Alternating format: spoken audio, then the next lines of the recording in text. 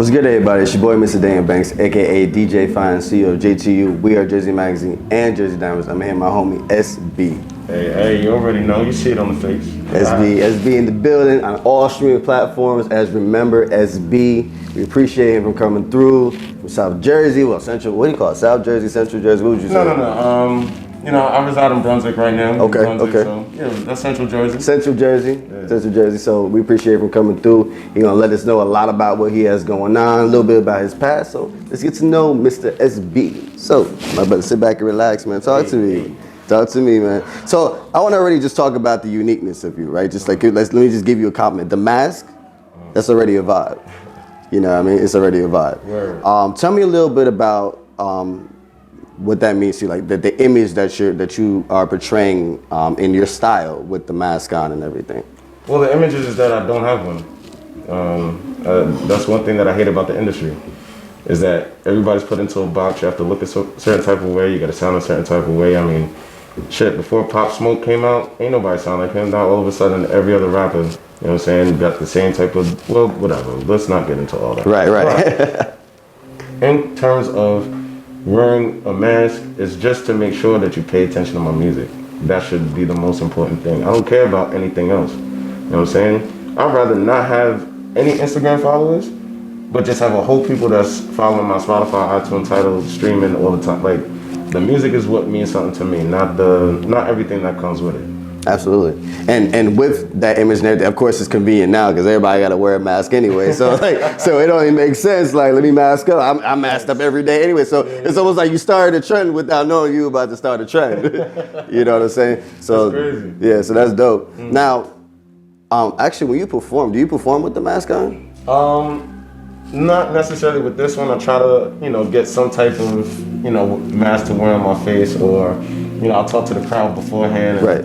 Just let them know, like, hey, if you want to shoot from, the neck down, you know what I mean, put an emoji on my face or something. But, they respect my craft. They respect, why I'm doing it, and with that, they honor that. So. Absolutely. And you made the point earlier when we were talking about it's not about you, it's about the music. So even having the mask on, having a little symbol of yourself, it's like I want you to listen to my music. I don't want you to worry about the image that is portraying it. Right. And why was that a point that you really wanted to make, that with especially what's going on right now? What was your point of that behind what you're doing now?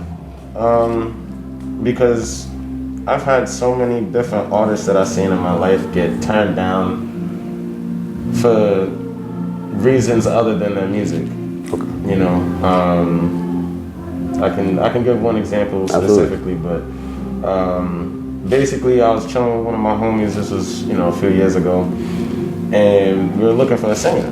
Right, we were looking for a female singer, to hop on the track with us, and heard this one shorty that our friend brought up, and like angelic, like I was like, yo, like, yeah, this needs to be on the track. Absolutely. Right.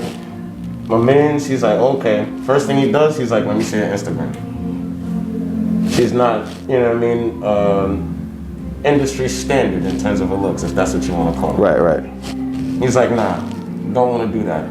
Rather work with a girl that had no skills. The engineer hated all the time that he had to do to try to make it sound like something. You know what I mean? And the record wound up getting butchered. So it's not necessarily for me. It's for the world to change their perception of music. Stop looking at it as a beauty pageant. You know what I mean? And things like that. Like, look at it for its artistry. Like, if the artist is dope, if what they're saying makes sense, if it's not just a script, if it's real, can you feel that shit? Absolutely. There we go. Absolutely. And talk about feeling it. You have a history of being a saxophone player. I think that's a fun fact that nobody actually really kind of was familiar with. Right. But we're gonna bring it up, and I'm gonna bring it up specifically because if you listen to the sound of your music, right, like I'm Black and a lot of the other Shinobi, right, all those different tracks. See, homework. I got you. Hey, right. So when you listen to these tracks and you listen to the instruments that are being played, I can tell you have an ear for it. So tell me a little bit about the background with how you actually got into rap, because as you mentioned earlier, you weren't able to listen to rap growing up. Yeah. And so a lot of people, they have the background of, I was listening to this when I was growing up. But for you, it was a late start, and now you've taken from the time that you started at that kind of a late point and just ran with it. So tell me a little bit about that background and what motivated you now to get into the rap game the way that you are now. Well, I mean, like you said, I wasn't allowed to listen to rap. You know, I grew up in a Christian household, and it was, you know, perceived as the devil's music. So I didn't get a chance to really listen to rap until I was 16, and even with that, I had to sneak and listen to it with my sister. And it was amazing, but I started off playing the saxophone at the age of 6. Very, very talented with it. You know, I'm pretty sure some of my parents, you know, hoped that I stuck with, you know, but, you know, I was able to compose music at a young age, taught myself how to play piano, did world tours, gifted and talented programs, New Jersey Performing Arts, first chair, you know, things of that nature, but it didn't satisfy me, you know. I was musically inclined, I was gifted and understood music, but what really changed things was I always wrote too, you know, as a kid. Right. Poems, I tried to write short stories and novels and things of that nature, but it was hard because with books, you have to stretch what you're saying. You know, so a 200-page book, you know, all the meat and potatoes could be in 15 pages. Absolutely. But because of publishing and you know, things like that, it's got to get stretched out. Absolutely. So instead of doing that, music, you're able to break everything down, plain and simple, 2 to 3 minutes, 2 to 5 minutes. What do you have to say? You know, there's no misinterpretation. You can try to reinterpret it your own way, but what I say when you read the lyrics, that's what I say. Right. And with music, as we were talking about earlier, it's 2 or 3 minutes. So within those 2 or 3 minutes, you have to make your point. Versus, like we said, when you're reading a 200-300-page book, it's like, all right, this is chapter 1, chapter 2, and they all might be 50 pages. But within 2 or 3 minutes, you got to be able to tell a message that's going to capture an ear. Mm-hmm. And that's something that you portray in your music. And you've taken that from knowing the factors of, okay, I can't put all my eggs in this one little basket. I got to spread them out so that you want to take from this basket, take from that basket, but they're all from one basket. You know what I'm saying? Of course. I mean, you want to be yourself. I mean, so right now, you're doing an interview with me. Right. Is this what you do 24/7? Absolutely not. Right. So there's other hats that you wear. Exactly. Right? Mm-hmm. So there's nothing wrong with that. I don't think there's anything wrong with being able to express yourself and fully your entire self. Make sure that it's in a sonically, you know, sound, you know, it's dope. And when it's authentic and people know it's real, they're gonna bop to it. Absolutely. So, you know, being scared to be yourself, everything with filters and stuff like that, come on, man. You know what I'm saying? I think, you know, when you're genuine to yourself, you know, the world is genuine back to you. Absolutely. That's dope. Well said. But by SB. These are gems. Make sure you guys are writing all this stuff down. So now let's talk about your music and your bars and everything. Now, when you first start and you get in the studio and everything, now you actually live in a house full of creatives, right? So tell me a little bit about that before we get to the bars. What is it like being surrounded by creatives 24/7? Because obviously there's never a time where you could be like, all right, today I don't feel like doing something. Because somebody gonna be doing fire somewhere in the house. Somebody gonna be working on something fire and be like, I need you to get off your ish and let's go. You know. So tell me a little bit about what it's like being surrounded by creatives all the time. Man, it really is a blessing. Think of making the band, but just without all the bullshit and the cameras and Diddy. Right. You know, it's just a house of rappers, singers, videographers. You know, we have mixers, mastering, engineers. You know, we have a full mixing studio, recording studio, mastering studio, and you get a lot of things done. You know, when you're in your music, you know, doesn't matter what time. It could be 2 o'clock in the morning.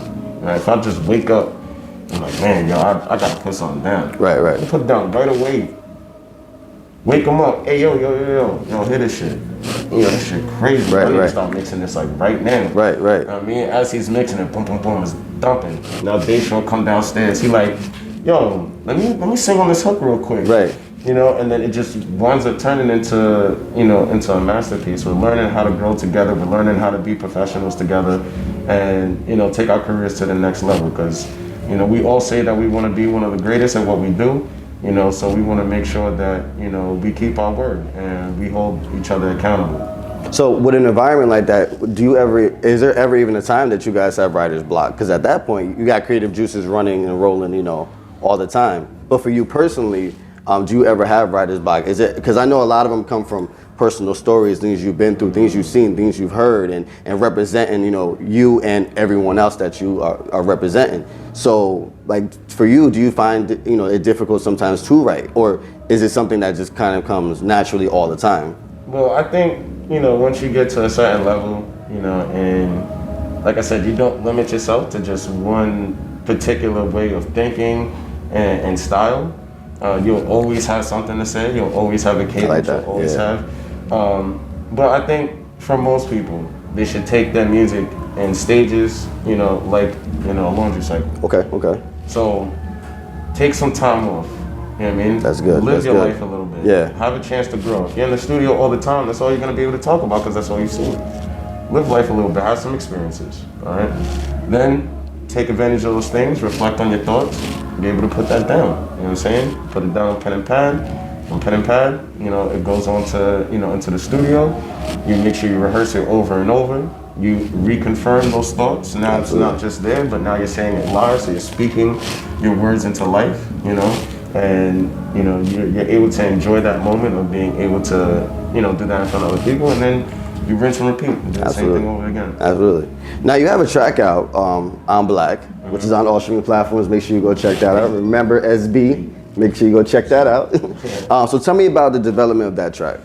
So what's crazy is me and Ziggy Zombie, shout out to Ziggy Zombie, he's on the track with me on that. We've actually been working on.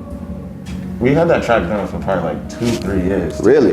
Really? And you got just dropped in August. So yeah. One thing that a lot of people find out is some of these artists, man, got sitting on a lot of archives. Yeah, we talk about that a lot. Yeah. But you want to make sure that you do things right, you do it proper. You own your rights, you own your masters, and it was the perfect time to put it out. Kind of switch the vibe up a little bit. We put it out. People loving it. Yeah. And stream it on Black, the A's with a V. All streaming platforms. Make sure you go check that out. Now, 2020 has been real good to you. You've actually had some features. So talk to me about some of these features that you've actually been really making some. I'm telling you, this guy's been working. He's been making some moves. I'm not gonna tell you all the moves, but he's been making some moves. So tell me about some of these features you actually have going on. Basically, we were able to take advantage of the pandemic in ways that others weren't. So being that, where we live at and, our little in-home studio, it's not a legitimate business, not an LLC. So it's not about us getting shut down or anything. So, I reached out to a lot of different people, a lot of different artists. I'm like, hey, we got the full studio. We got everybody here, the whole team. We're trying to make some tracks out there and come to the studio. Right. So people are coming, Ty Ice, Ty has the Genius, We Sing Sin, he just dropped that EP. Nice. Shout out to Say Sin. Yeah, We Sing Sin, man. So we actually have a song together called Gutter. I got El Bezel, I got, Grief, from Outliers. The list goes on and more to come. Actually, Euphony. I got a song with Euphony and Matt Webb. Wow. Y'all be working. Y'all been working. Man, listen. But more to come. But basically, what you want to do as an artist, is you want to work with other great artists. You want to be able to tap into that industry because once you get signed, things change. Absolutely. You can't work with who you want to work with. Your best friend got signed to a different label that has beef with yours. You're never going to be able to put out a track. It has nothing to do with your personal thing. So making the most of right now and putting it out is Well, I'll never get signed, so I'll never have to worry about that. Like I said, I own all my own shit and I'll pay for all my own shit, so I reap all my rewards. But yeah, for other people, that's something that they get stuck into. So I definitely, may not so, more so for myself, but everybody has their own career path and what they want to choose. So definitely want to take advantage of that while everybody still has the freedom to do it. Absolutely. And my last question is now, what else we got looking for 2020? And you actually let's take it back. You actually have a son. Yeah. But it's not what we think is his son. It's his son. It's his son that can actually wrap around his arm. So tell me about right, exactly. So tell me about your son. Like you was talking about, like, now you got a page. It's a snake, y'all. But tell me about your son and why it's such a significance of it's imparted into your career and everything. Tell me about it. Yeah. So I have a son. His name is Bungie. Shout out to Bungie. African ball python, and I'm up late, a lot, and also have some PTSD and shit like that, and you know, just being able to, you know, they're nocturnal as well. So, you know, just the fact that, you know, he's always there. He's in a lot of my videos. He's in Didn't They? No, sorry, he's not in Didn't They. He's in Don't Sleep. He's in No Adderalls. I believe. Yeah, he's also in. Dang, You Soft. Wow. Sorry, Ziggy. Almost forgot that. You know, and more videos to come. Most definitely. He has his own page. Shout out Life of Bungie. You feel me? Go check that out. And basically, you know, he's living the life that everybody would think that I would live. So go ahead and check his page out. You'll see some of the content and material, you know, that comes out of that. And yeah, much love to him, man. Love you, Bungie. Most definitely. And now, what else are we looking for from SB so that we can remember SB in 2020? Honestly, just check out my page, and that's it. I don't even want to tell you. There's no reason to.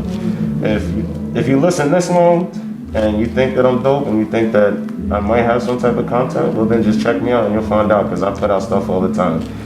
For me to say what's going to happen for the rest of the year, let's just say a lot. You know what I'm saying? Jersey Fire. Club remixes. Let's get it. You know, videos, dance songs, you know, things for your mind, everything, man. Everything. Life is good. That's dope. You heard it here first, man. SB in the building. Tell me they can book you, follow you, my brother. Give yourself a big shout out. Let's do it. Yeah, so look, you can find me on all streaming platforms. It's Remembersb. All right, Remembersb. Because you'll never forget the day you heard me spit for you. You want to hit me up in the email? It's vibewithsb@gmail.com. I mean, once again, thank you so much for the platform. I appreciate you, my brother. Thanks for coming through. Like I said, remember SB in the building. We are Jersey. Hey. Appreciate you. Jersey turned up entertainment. Entertainment.